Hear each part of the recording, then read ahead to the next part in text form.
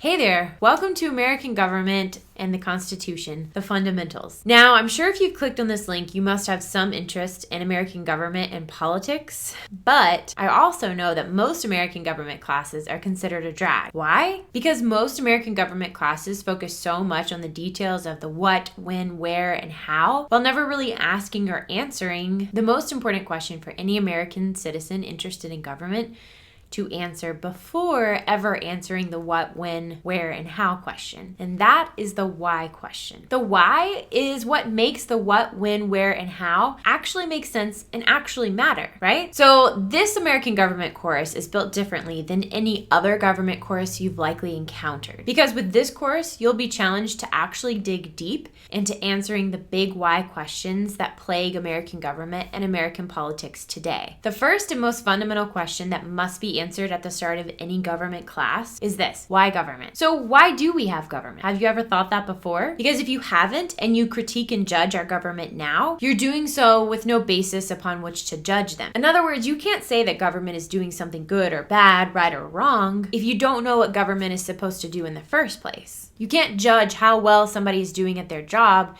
if you don't know what their job is. So for the first few modules of this course, we're going to focus exclusively on answering the question of why we have the government that we have. Because everything about our government structure and makeup actually comes from something. So why do we have our government, and what is our government supposed to do? Now, the question about what our government is supposed to do is best answered by looking at the U.S. Constitution. So we're going to look at why do we actually have a constitution? Why is it important for government to follow that Constitution? And finally, what does that Constitution actually say? Our Constitution is our government's job description. So if we want to know what the government is supposed to do, then we should look no further than the U.S. Constitution. So once we've established a firm foundation in theory and answering these why questions, we'll turn our attention to the structure and makeup of the three branches of government, specifically the legislative, judicial, and executive branches. But I'm careful to make sure that we don't go over the structure and makeup of these three branches until you know the why behind the structure and the makeup of these three branches. So this course is set up to answer three questions. First,